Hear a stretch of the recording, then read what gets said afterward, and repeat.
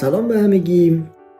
این جلسه بعد داستان گنبد سرخ و شاه دخت سقلاب رو میخونیم که افسانه بانوی حصاری رو روایت میکنه.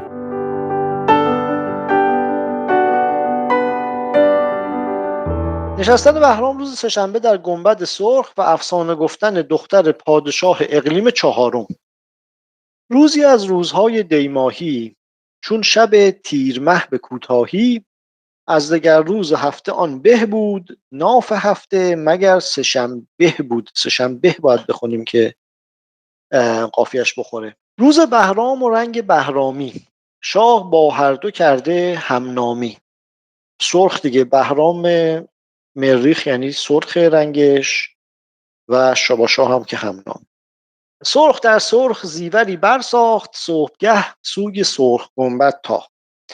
بانوی سرخ روی سقلابی، آن به رنگ آتشی به لطفابی. این سقلابی هم اینجوری که توی ده خدا نوشته واقعا مثل که رنگشون سرخه. حالا این هم خواستم بپرسم، این سقلابی رو یه چیزی بکنید، توضیح بدید. اسلاون، روسن، مال کجا هم؟ چرا سرخ؟ من فکر کنم سامان بگه بهتری.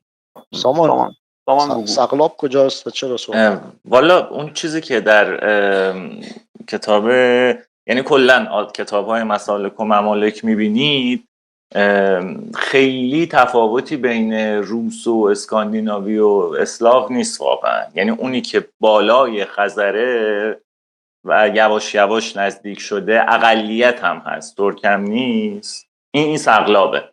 ولی ریشه‌ای آقا از نظر جغرافیایی میشن شمال غرب خزر، درسته؟ بله کاملا دقیقاً. اصلا منظورم همون شمال غرب بود. این ور که اصلا این ور که ترکن، اون ورم ترک هستن بودن. آره یعنی اون ور ترک هستن، آره. ولی آره این به اون طرف میگفتن که یه باریکه‌ای میومدن چیز داشتن دیگه، معامله داشتن با جنوب دریای خزر، همون محدوده دربندی که خوندیم عرض کردم که آره اونجا میومدن معامله داشتن با اینا. و ظاهرا همون اسکاندیناویایی هستن که در تاریخ اینجوریه که روسا اسکاندیناوی هستن، وایکینگ هستن. این سرخ هم اتهام ازش سرخ و سفیده دیگه صورتش. آره. بانوی سرخ روی سقلابی، آن به رنگ آتشی به لطفابی. به پرستاریش میان در بست، خوش بود ماه آفتاب پرست. شب چو منجوق برکشید بلند، طاق خورشید را درید پرند. شاه از آن سرخ سی به شهدآمیز، خواست افسانه نشاط انگیز. نازنین سر نتافت از رایش، در فشاند از عقیق در فشاند از عقیق در پایش. کی فلک آستان درگه تو، قرص خورشید ماه خرگه تو. برتر از هر دری که بتوان سفت، بهتر از هر سخن که بتوان گفت. کس به گردت رسید نتواند، کور باد که دید نتواند. چون دعایی چنین به پایان برد، لعل کان را به کان لعل سپرد. گفت که از جمله ولایت روس، بود شهری به نیکویی چو عروس. پادشاهی در او عمارت ساز، دختری داشت پروریده به ناز. دلفریبی به غمزه جادوبند، گلرخی قامتش چو سرو بلند.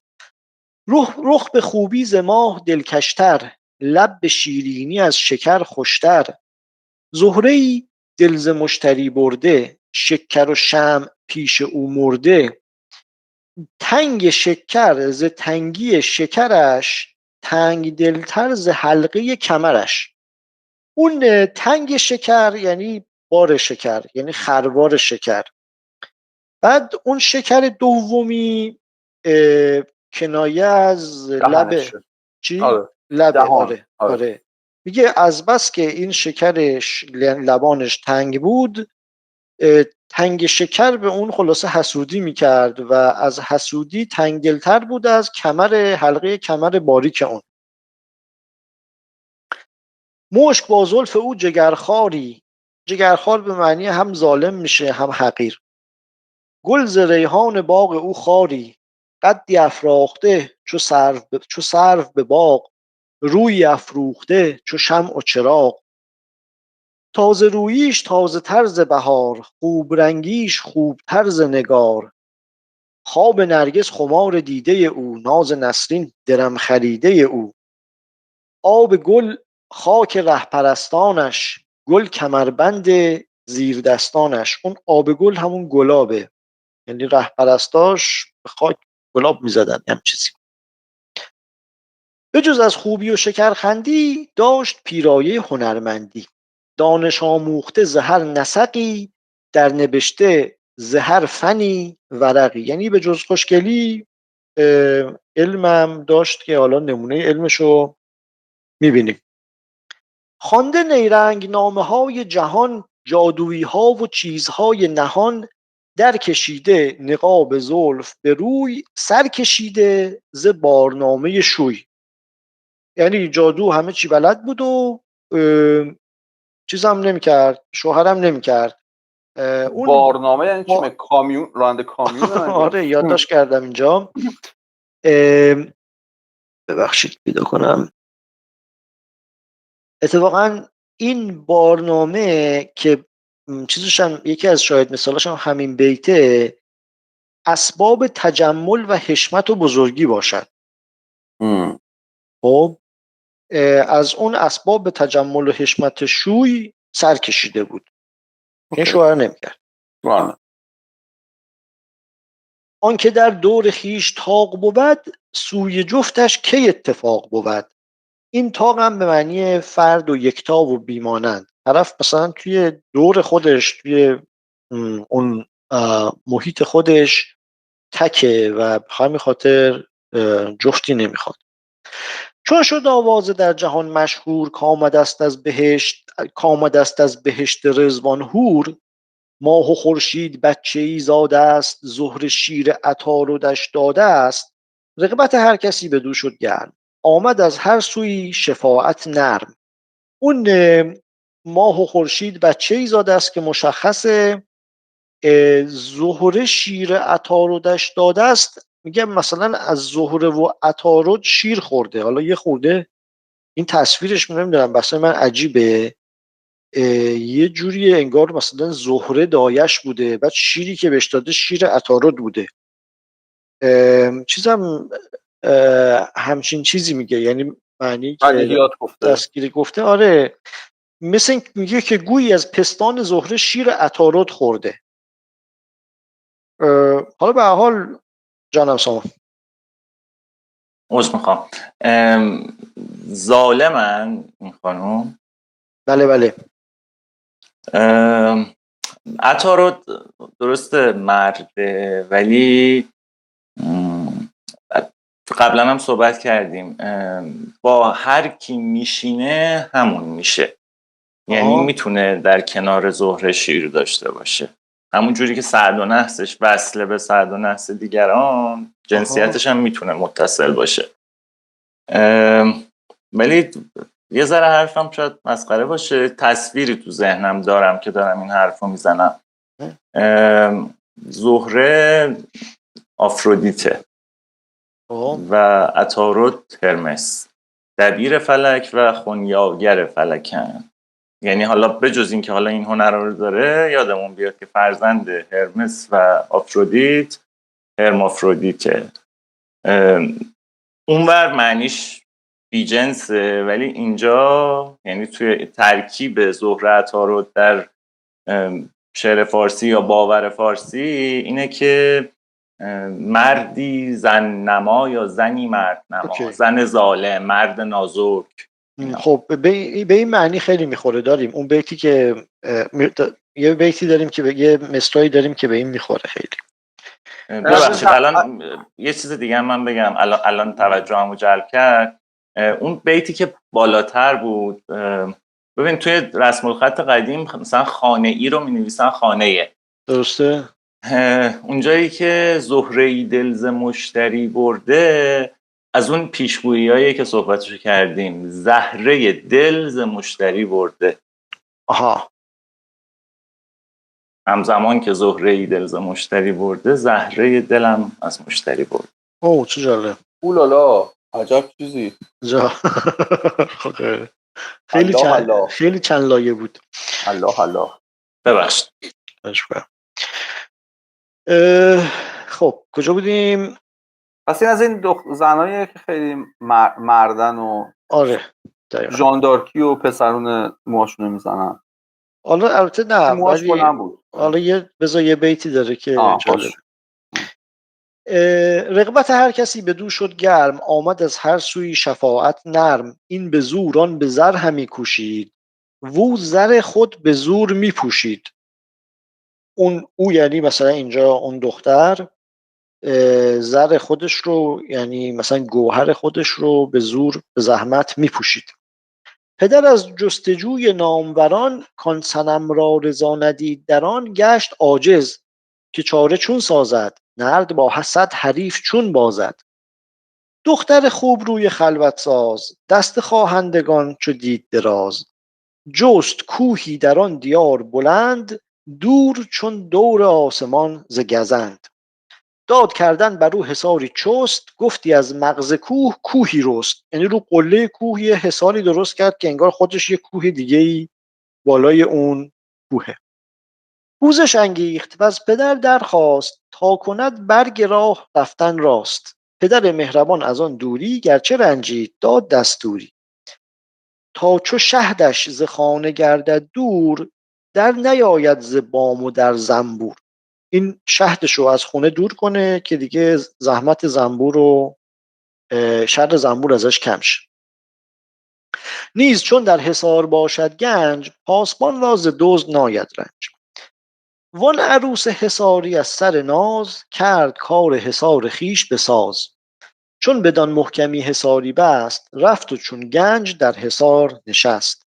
گنج او چون در استواری شد، نام او بانوی حصاری شد. دزد گنج از حصار او عاجز، کاهنین قلعه بود چو رویین دز. او در آن دز چو بانوی سقلاب، هیچ دزبانو آن ندیده به خواب. راه پربسته راهداران را، دوخته کام کاران را. در همه کاری آن هنر پیشه، چاره‌گر بود و چابک اندیشه. انجم چرخ را مزاج شناس، طبعها را به هم گرفته قیاس. بر طبایع تمام یافته دست، راز روحانی آوریده به شست. که ز هر خشک و تر چه شاید کرد، چون شود آب گرم و آتش سرد. یعنی اون تو اون جهان بینی خودشون، این خانم بانوی حصاری به کنه علوم دست پیدا کرده بوده دیگه، بر طبایع تمام دست پیدا کرده بود و مزاج انجم چرخ هم میشناخته و این حرفا. مردمان را چه میکند مردم، و انجمن را چه میدهد انجم. ستاره تاثیرش روی مثلا ملت ها چیه؟ هرچه فرهنگ را به کار آید، و آدمیزاد را بیاراید. همه آورده بود زیر نورد، آن به صورت زن و به معنی مرد. این مصرعی که میگن به اون زهره و عطارد به نظرم به اون معنی که گفتی میخوره. آره همینه. بله آره میگی تبدیل میشه باز به دقیقاً. خود زن که نمیتونه خوب باشه. آره دیگه به صورت زن. این در واقع مرد بوده، قیافش زن بوده. آره.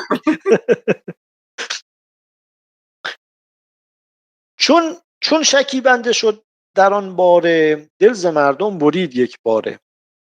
کرد در راه آن حصار بلند، از سر زیرکی طلسمی چند. پیکر هر طلسم از آهن و سنگ، هر یکی دهره‌ای گرفته به چنگ. دهره مثلا یه جور سلاح خنجر منجر. جانم ببخشید من 3 دقیقه وقت میخوام وقتی که خوندنتون تموم شد اگه ممکنه. میخوای الان صحبت کنی؟ اگه راجع به همین تیکه است الان بگو. نه تمومش کنید، ولی این بیت تو ذهنتون باشه، پیکر هر طلسم از آهن و سنگ. اینو یه چیز کوچولو در پایان مرتبط بهش بگم. مرسی. مرسی. هر که رفتی بدان گذرگه. ببخشید معنی بیتو بگو. دهرا نوشته بود قمه، یه معنی ظاهری خودش میشه. یه سری طلسم ساخت که طلسما هیکلشون از آهن و سنگ بود که خنجر دستشونه. طلسما این آره مثل این تله های چه میدونم، آره تو موزه اهرام و اینا. آره که کسی می آمد میزد نصفش میکرد. هر که رفتی بدان گذرگه بیم، گشتی از زخم تیغ‌ها به دو نیم. جز یکی کو رقیب آن دز بود. رقیب به معنی نگهبان و مثلا.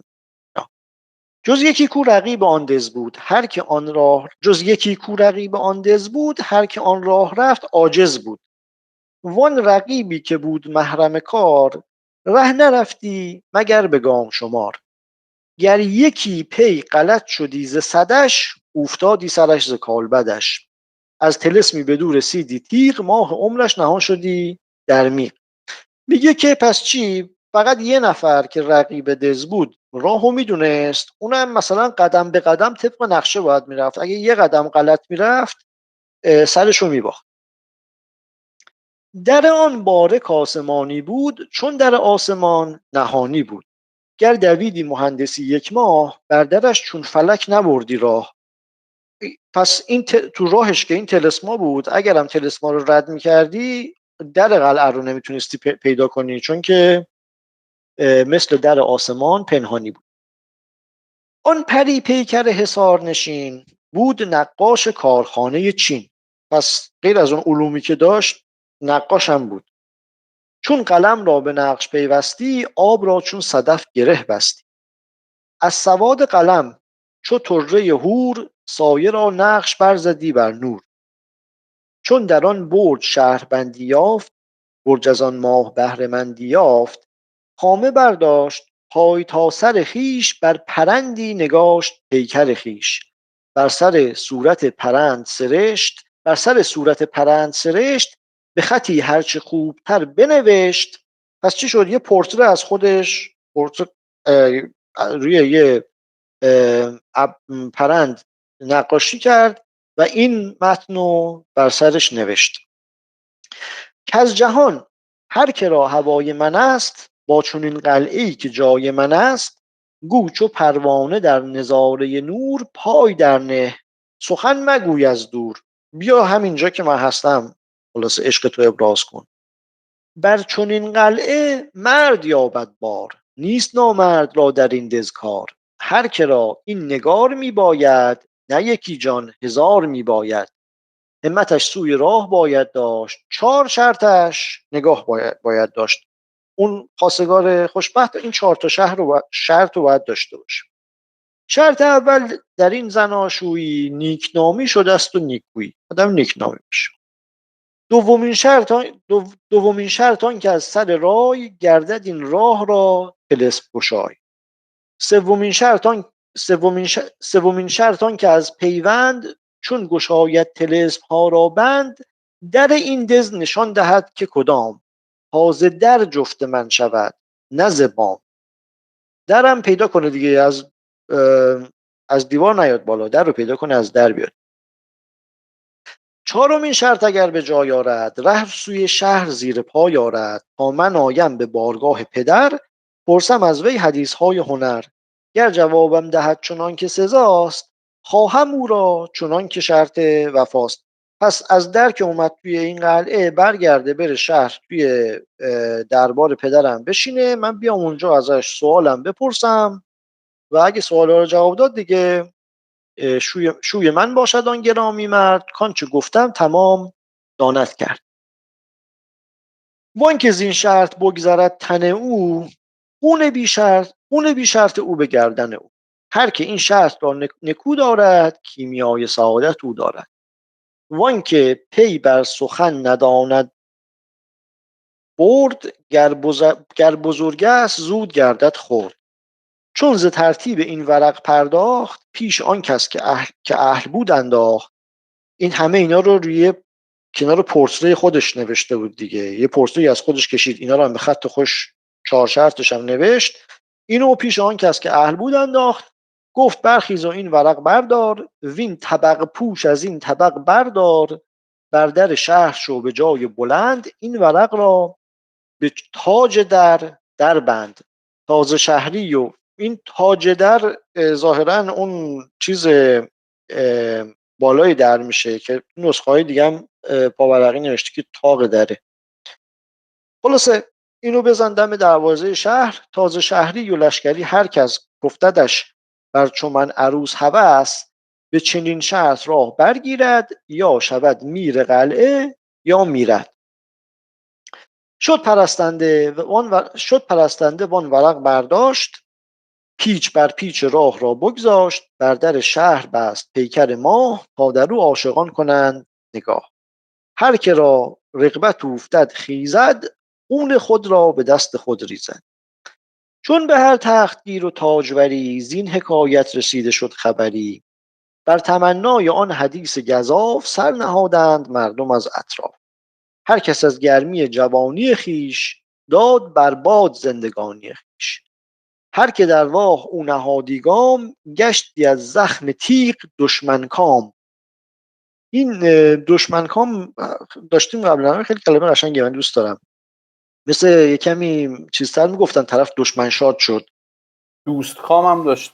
آره. بله. دشمن کام. هر که در راه او نهادی گام، گشتی از زخم تیغ دشمن کام. هیچ کوشنده‌ای به چاره و رای، نشد آن قلعه را طلسم گشای. وان که لختی نمود چاره‌گری، هم فسونش ز چاره شد سپری. گرچه بگشاد از آن طلسمی چند، بر دگرها نگشت نیرومند. یعنی آقا یا اصلا نمیتونستن طلسم بگشایند، یا اینکه افسونی هم به کار میبستن، افسونه نصف کاره باطل میشد و از اون طلسما چند تاش باز میشد، بقیهشون میزد یا رو سر به نیست میکرد. از سر بی خودی و بیرایی، در سر کار شد به رسوایی. بی مرادی که از او میسر شد، چند برنای خوب در سر شد. کس از آن ره خلاص دیده نبود، همه ره جز سر بریده نبود. هر سری که از سران بریدندی، به در شهر برکشیدندی. تازه بس سر که شد بریده به قهر، کله بر کله بسته شد در شهر.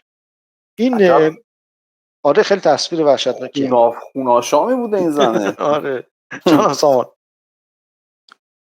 این کله بر کله جذابیتش اینه که کله دقیقا مثل هجله است دیگه، هم معنای هجله عروسی میده هم هجله جوان. این در واقع این دوگانه ها رو داره نشون میده که بنا بود هجله باشه ولی هجله شد. چه جالب. آره خلاصه تصویر اینجوریه که یه تصویر یه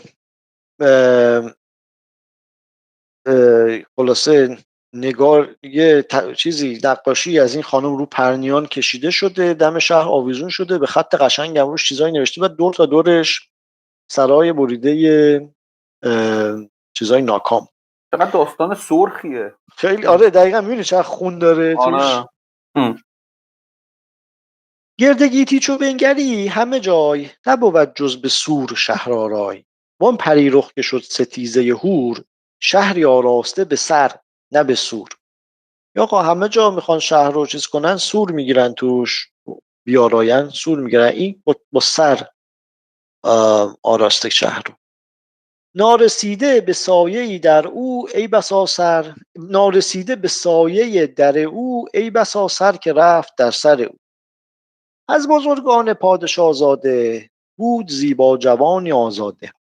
زیرک و زورمند و خوب و دلیر، صید شمشیر او چه گور و چه شیر. روزی از شهر شد به سوی شکار، تا شکفته شود چو تازه بهار. دید یک نوشنامه بر در شهر، گرد او 100,000 شیشه زهر. اون نقاشی رو با سرای دورش رو چیز میکنه به نوشنامه که دورش شیشه زهره. بچه ببخشید، حالا البته این چیزی که میخوام بگم اصلا اهمیت خاصی نداره، ولی سرخ رنگ خود بهرام هم هست دیگه، درسته؟ بله. الان این صید شمشیر او چه گور و چه شیر جزو توصیفات خود بهرام هم هست. بله. حالا این هم مثلا تداعی میکنه ولی نمیدونم در ادامه داستان به خود بهرام اشاره نداره. نه ولی به هر حال یه غیر مستقیم یه همچین روابطی به چشم میاد. آره منم اون بیتو خوندم یاد بهرام افتادم. بگو سامان جان. من اون جایی که گفت که مثل بانوی سقلاب، این اومد به ذهنم که در واقع با این تشبیهی که میکنه بانوی سقلاب، از الان دیگه تلاش برای رسیدن به اون بانوی حصاری معادل است با تلاش برای رسیدن به من، و این میله رو در بهرام هم داره تیز میکنه. از این جهت اینکه شخصیت مرد داستانش هم شباهت به بهرام داشته باشه همسوه با این جذابه. آره جالبه. یعنی اون بانوی سقلاب به اشاره به خود این چیز زن بهرام باشه. تو به محض اینکه میگی مثل اون، من میبینم دیگه، تو رو میبینم در اون، و بعد حالا وقتی یک جوان برومندی از پادشاه زادگان میاد، راست میگی دیگه. او رو شیرم داره. چون این اولین باریه که بانو راوی و بانو قصه جفتشون مال یه جان، درسته؟ آره دیگه، اون روسه، اون سقلابه، درسته. آره جفتشون سقلاب بودن. در حالی که مثلا اولی اون بانو هندی بود، ولی اون یکی زنه، اون نازنین ترکتاش چینی بود. اون بقیه هم حالا خیلی ربطی نداشت. نه البته گنبد سبز هم جفتشون رومی بودن. خیلی بگو همین. گنبد سبز نداشت. ببخشید. آره مشخص نیست کجایی. آره ملیخا رومی نبود مگه؟ راوی معلوم نیست کیه. راوی رومی نیست. اوکی. یه اشاره هم به این داستان چیز داره حضرت نوح که پسرش یافس ابن نوح 12 تا پسر داشت که اولیش چین بود، اسمش، دومی سقلاب بود، همینجوری بعد قوز و همین 12 کشوره. یعنی اینا این کشورها رو چیز کردن. داد ترتیبش هم اونجوری باشه. چقدر جالب. من تا الان نمی‌دونستم حضرت نوح 12 تا پسر داشت. پسر آره پسرش. دخترم داشته ولی اسم دخترها خب میدونی رو کشور نمیذارن. خب ادامه بدید. حالا الان این سراتون همه رو میبره، خوشحال میشید. قرمزی. این اومدش در شهر و این نوشنامه رو دید و پیکری بسته بر سواد پرند، پیکری دلفریب و دیده پسند، صورتی که از جمال و زیبایی، برد از او در زمان شکیبایی. آفرین گفت بر چنین قلمی، کاید از نوکش آنچنان رقمی. گرد آن صورت جهان آرای، 100 سر آویخته ز سر تا پای. گفت از این گوهر نهنگ آویز، چون گریزم که نیست جای گریز.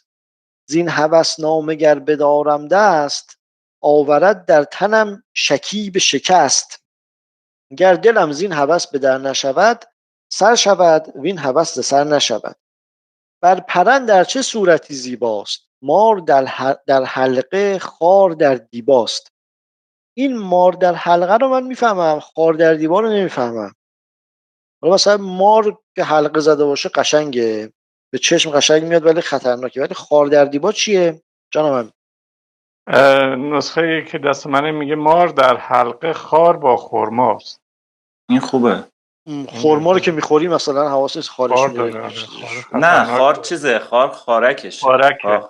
آها خب تلخیه. تلخش میکنه. آها خب آره. این همه سر بریده شده باری، هیچ کس را به سر نشد کاری.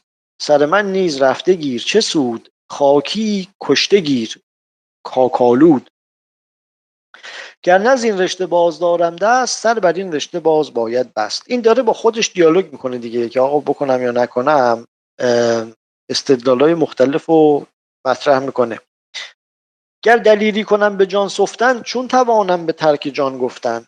باز گفتین پرند را پریان، بستند از برای مشتریان. پیش افسون آنچنان پری، نتوان رفت بی فسونگری. فکر میکنم مثلا یعنی این که اینا اون تلسپ ها رو پریا چیز کردن و این تلشونه که تو به امید این خلاصه این شاهزاده بری و تومه پریا بشی. ببخشید آنجا ممکن میوت کنی؟ یه مقداری نویز زمینت یاده. مرسی. تا زبان بند آن پری نکنم، سر در این کار سرسری نکنم. چاره ای بایدم نخورد بزرگ، تا رهد گوسفندم از دم گرگ. این 3-4 بیت رو من درست نفهمیدم چی داره میگه که این 3-4 بیت که الان میخونم. هر که در کار سخت گیر شود، نظم کارش خلل پذیر شود. در تصرف مباش خرد اندیش، تا زیانی بزرگ ناید پیش. خوردندیش دیگه. علی من چی خوندم؟ گفتی خرد اندیش. آره ببخشید، میگم نمیخونه وزنش.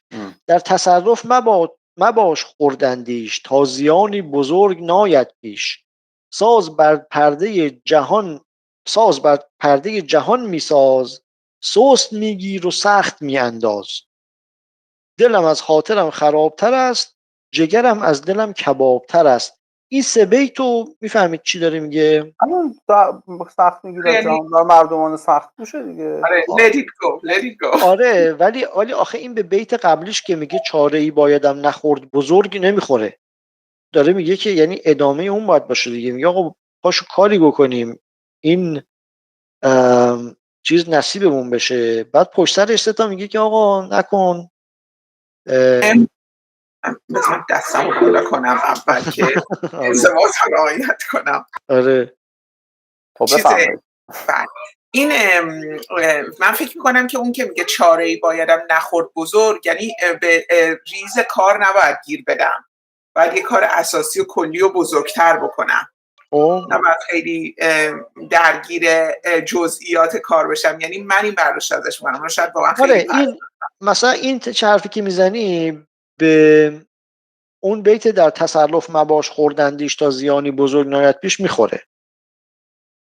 ببین علی این تناقضی که میگی در همون مثل آخرش که میگه سست میگیر و سخت میاندازم جمع شده. تناقضی که تو میگی حالا منم دقیقا نمیدونم منظورش چیه. آره اینم همون تناقضه. آره سامان بگو. آره منم فهم می‌کنم ریشش همون سست میگیر و سخت میاندازه. شما با اهل نرد اگه تخته بازی کنیم پیرمردا میگفتن شل بگیر صفر بریز.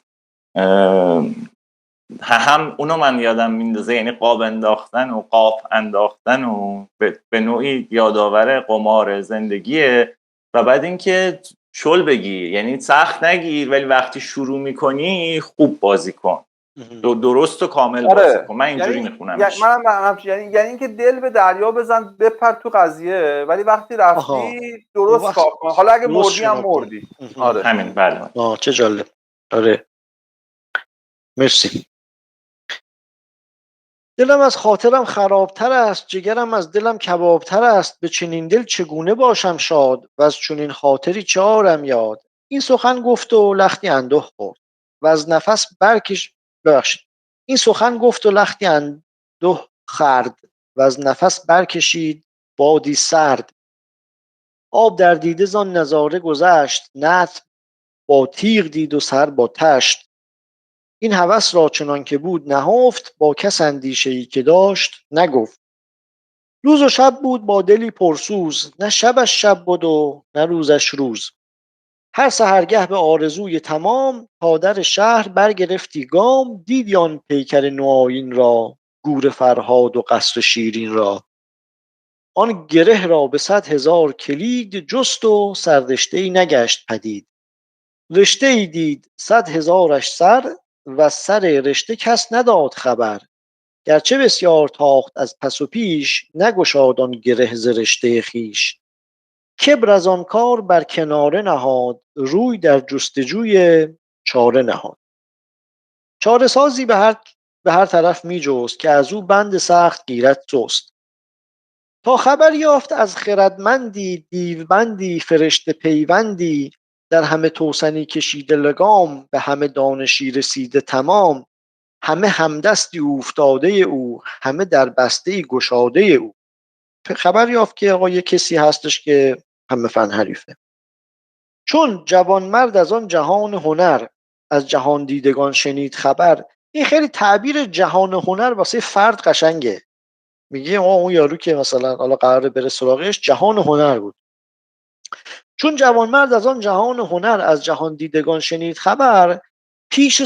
پیش سیمرغ آفتاب شکوه، شد چو مرغ پرنده کوه به کوه. یافتش چون شکفته گلزاری، در کجا در خرابتر غاری. زد به فتراک او چو سوسن دست، خدمتش را چو گل میان در بست. از سر فرخی و فیروزی کرد از آن خضر دانش آموزی. چون از آن چشمه بهره یافت بسی برزد از راز خویشتن نفسی. یه مدت خدمتشو کرد و بعدم راز خودشو باز گفت. زان پری روی و آن حصار بلند وان که زو خلق را رسید گزند. وان طلسمی که بست بر ره خویش وان فکندن هزار سر در پیش. جمله در پیش فیلسوف کهن یا کهن گفت و پنهان نداشت هیچ سخن. فیلسوف از حسابهای نهفت هرچه در خورد بود با او گفت. چون شد آن چاره جوی چاره شناس باز پس گشت با هزار سپاس. روزکی چند چون گرفت قرار کرد با خویشتن سگالش کار. زالت راه آن گریوه تنگ هرچه بایستش آورید به چنگ. نسبتی باز جست روحانی کارد از سختیش به آسانی. ببخشید کارد آره چاقو این وسط چیکار میکنه. نسبتی باز جست روحانی کارد از سختیش به آسانی. اون نسبت چیز دیگه، نسبت انجمه. آنچنان که از قیاس او برخاست کرد ترتیب هر طلسمی راست. این میگه با علمی که از اون فیلسوف یاد گرفت برگشت و نسبت فلکی رو خلاصه باز جست محاسبه کرد و آره حساب کرد که هر طلسمی رو چجوری باید چیز بکنه با توجه به اون نسبت‌های فلکی آره چگونه باید ترتیبش رو بده. اول از بهر آن طلبکاری خواست از تیز همتان یاری.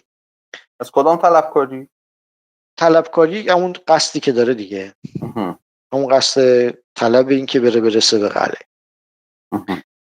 این تیکه‌ای که تو میگی خیلی سرخ و خون و اینا داره، میگه جامه را سرخ کرد که این خون است وین تظلم ز جور گردون است. چون به دریای خون در آمد زود جامه چون دیده کرد خونالود. آرزوی خود از میان برداشت. ببین نیت اول چیز دیگه یه ما دارم خلاصه حرکت فقط حرکت این دنیایی نیست، یه خورده نیتش هم باید صاف کنه. جانم سامان. پس شاید اون طلبکاری جانهای رفته است اینجا ها. اینجا مشخص نیست ولی جلوتر میگه نیتش رو صاف کرد. گفت آقا من به قصد مثلا خودم نمیرم، دارم به چیز میگم. 2-3 بیت پایینتر اینو میگه یا همینجا. اینا دقیقاً بیت بعدی میگه آرزوی خود از میان برداشت، یعنی نیت شخصیشو گذاشت کنار.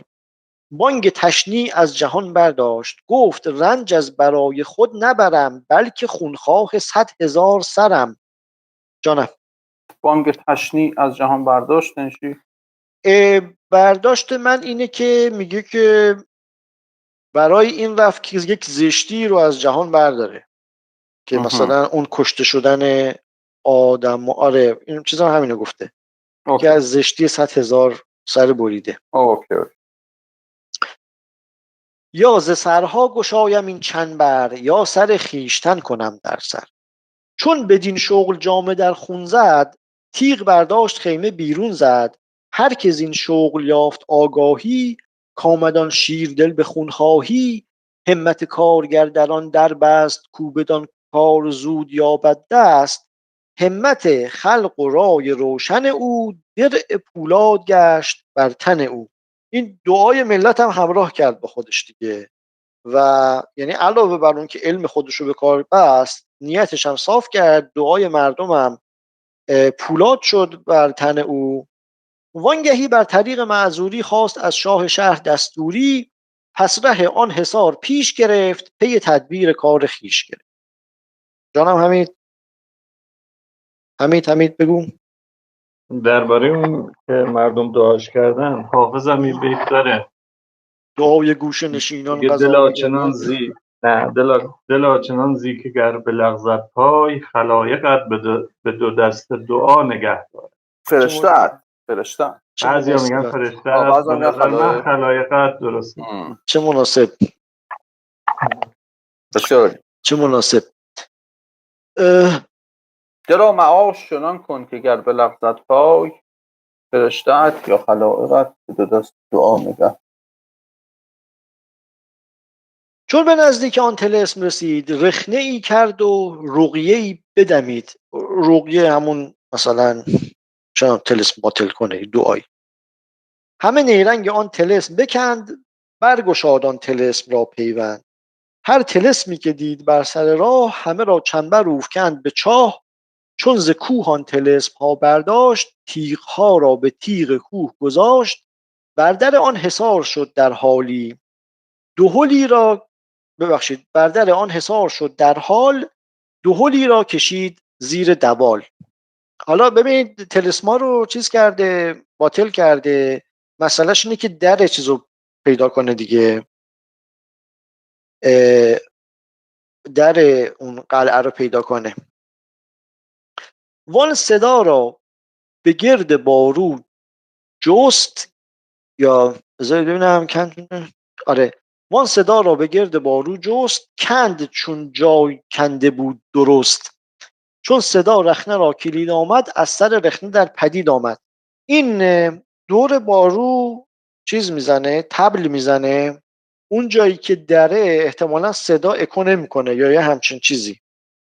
از چیز پیدا میکنه که اینجا باید در باشه و اونجا رو میکنه و رخنه میکنه به چیز، رخنه میکنه به چون صدا رخنه را کلید آمد، از سر رخنه در پدید آمد.